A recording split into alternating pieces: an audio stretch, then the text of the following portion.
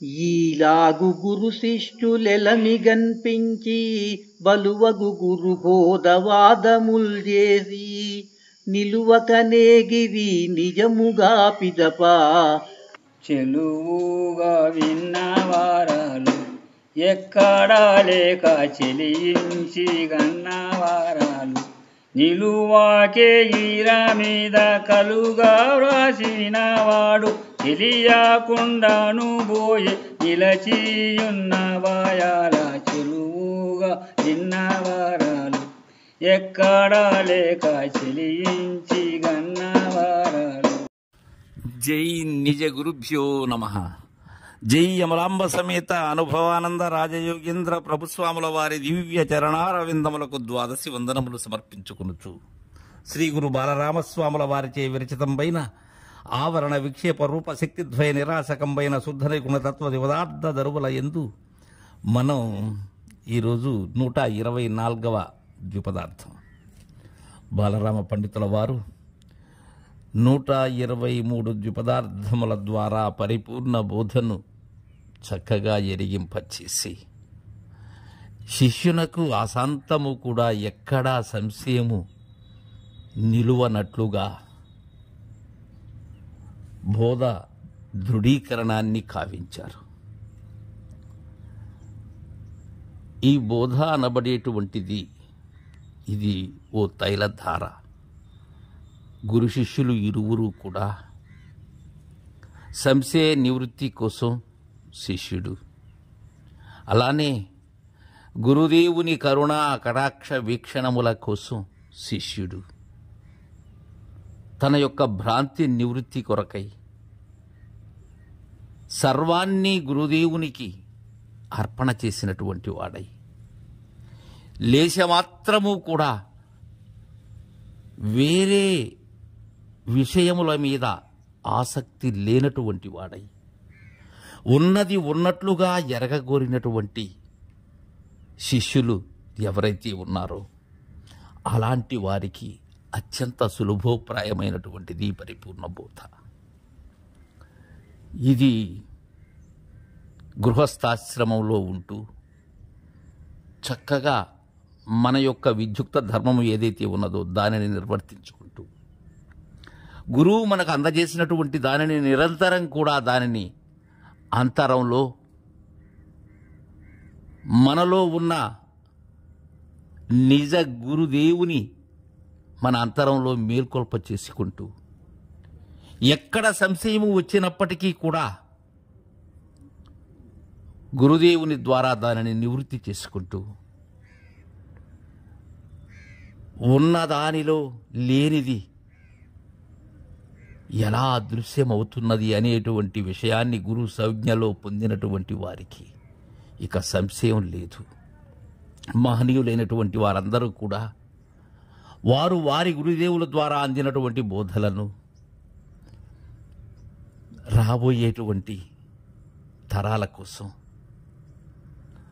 వారి యొక్క బోధ దృఢీకరణ కోసం వారికి వారు గురుదేవుల అందించినటువంటి బోధ ఏదైతే ఉన్నదో దానిని వారు తులనాత్మక విశ్లేషణ చేసుకునేందుకై తన యొక్క నడక, తన యొక్క ప్రయాణం, తన యొక్క బోధనా రీతి ఎక్కడ వరకు మనం గ్రహిస్తున్నాము అనే విషయాన్ని ఆకలింపు చేసుకునేందుకై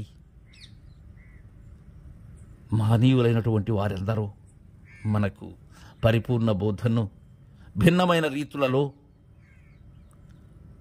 అక్షరబద్ధం చేశారు.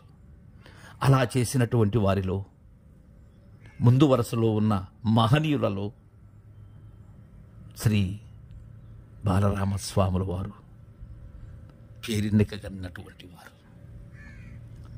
నిరంతర స్మరణీయులు. వారి బోధ అజరామరమైనటువంటిది. వారి కేవలాత్మ శతకం కానీ అలానే ఈ ద్విపదార్థ దరువులు కానీ ఇంకా వారు రచించినటువంటి అనేకమైనటువంటి తత్వాతీత తత్వరాజములు కానీ పరిపూర్ణ బోధ దృఢీకరణ కోసం శివరామ దీక్షిత అచల గురు సాంప్రదాయంలో ఎనలేని దృఢత్వాన్ని మనకు అందజేసేటువంటివి అలాంటి గ్రంథ పూర్తిని కావిస్తూ ఉన్నారు బాలరామ పండితుల వారు. అయ్యలారా, ఈలాగు గురు శిష్యులెలమి కనిపించి బలువగు గురుబోధవాదముల్ చేసి నిలువక నేగిరి నిజముగా పిదపా. తరువాత ఏం జరుగుతుందో చెప్తూ ఉన్నారు. నిలువక ఏగారు. ఎవరెవరు? గురువు శిష్యులు ఇరువురు లేరు. నాల్గవ దేహమైనటువంటి కర్పూరము, ఐదవదైనటువంటి అగ్నితో ఎప్పుడైతే అనుసంధానం జరిగినదో ఇక మిగిలినటువంటిది ఆ కర్పూర అగ్ని వెలిగిన పిమ్మట ఆ పళ్ళెమే మిగులుతుంది. తద్విధానంగానే ఉన్న పరిపూర్ణము అది ఎలాగూ ఉన్నది. దానిలో ఈ గురు శిష్యులు అనబడేటువంటి బోధ ఏదైతే ఉన్నదో అది సంపూర్ణమైనది. సంపూర్ణము అనేటువంటి పదము ఇరువురు లేనప్పుడు మాత్రమే చెల్లుతుంది. పరిపూర్ణమైనది బోధ, బోధరూపకమైనటువంటి పరిపూర్ణ స్థితి కూడా కాదది, ఏమీ అనరానటువంటిది. ఈలాగు గురు శిష్యులు ఎలమి కనిపించి వికసించారు. అక్కడ బోధలో వికసింపబడ్డారు. అమితమైనటువంటి ఆనందాతీతమైనటువంటి ఆ సంతసంలో కనిపించారు గురు శిష్యులు ఇరువురు కూడా. వారి బోధ ద్వారా బలువగు గురుబోధ వాదముల్ చేసి, బలువగు దీనికన్నా పెద్దదైనటువంటిది లేదు, తోరమైనటువంటిది నిజ గురుబోధ. ఆ గురుబోధలో వాదములు చేశారు. ఆ అధికమైనటువంటి గురుబోధ, అన్నిటినీ మించినటువంటి గురుబోధ, దానిలో గురు శిష్యులు ఇరువురు కూడా సంవాదం గావించారు. అలా సంవాదం గావించినట్లుగా మనకు బాలరామ పండితులు వారు మన మీద కరుణతో మనకు అందించారు ఈ పదార్థ ద్రవులు. నిలువక నేగిరి ఇరువురు ఉన్నారా? వాదములు చేసిన విధంగా సంవాదములో తేలినటువంటి నిజము ఏదైతే ఉన్నదో నిజము మాత్రమే ఉన్నది. నిజములో చేసినటువంటి నిజ సంవాదమైనటువంటి గురు శిష్య రూప సంవాదం ఏదైతే ఉన్నదో అది లేకనే అరిగినది, మరుగులో లేకపోయినది. అయితే పిదప చెలువుగా విన్నవరాలు ఎక్కడా లేక చెలియించి గన్నవరాలు.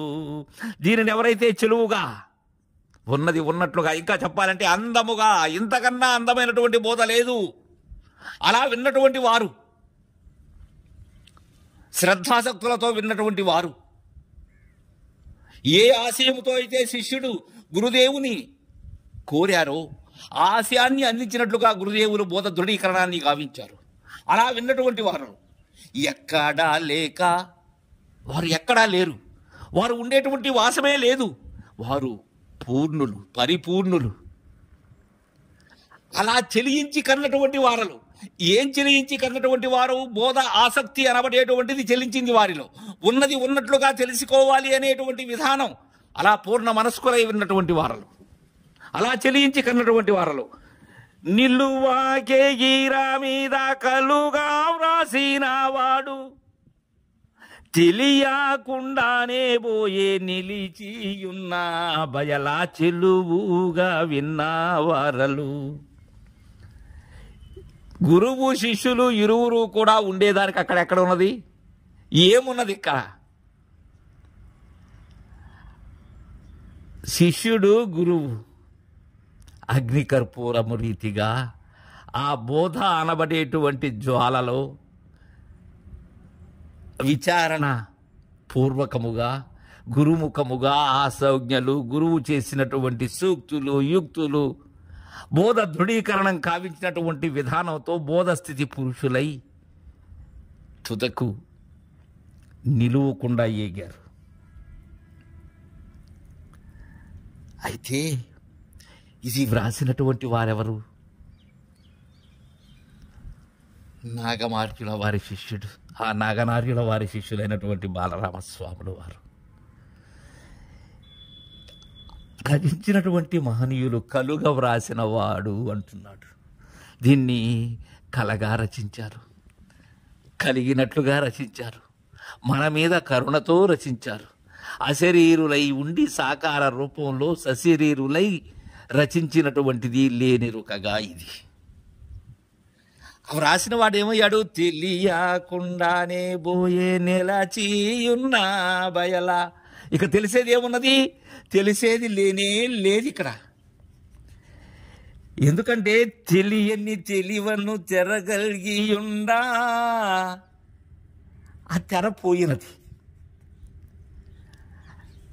తెలివి చేతాను దాని తీసివేసిన వెనుక ఇంకెక్కడ ఉన్నది తెలివి? ఇంకా లేదా తెలివి? అందుకే అలాంటి మహనీయులు అనుమాన రహితులు. అందుకే అంటారు బోధస్థితి పురుష లక్షణంలో, అనుమానముంచడెందును కులగోత్రముల అనుసంధానములందును. అలాంటి వారు నిలువాకేగిరా మీద కలుగా వ్రాసిన వాడు తెలియకుండానే పోయే ఎక్కడ నిలచియున్న బయల. అది ఎప్పుడు ఏకప్రకారముగా రాకపోకలు లేక ఉండబడేటువంటి బయలులో లేకనే పోయాను అంటున్నారు ఆ మహనీయులు. అలా గ్రంథ పూర్తిని కావిస్తూ ఉన్నారు బాలరాం పండితులు. తదుపరి ద్విపదార్థాన్ని రేపు ముచ్చటించుకుందాం. జై గురుదేవ.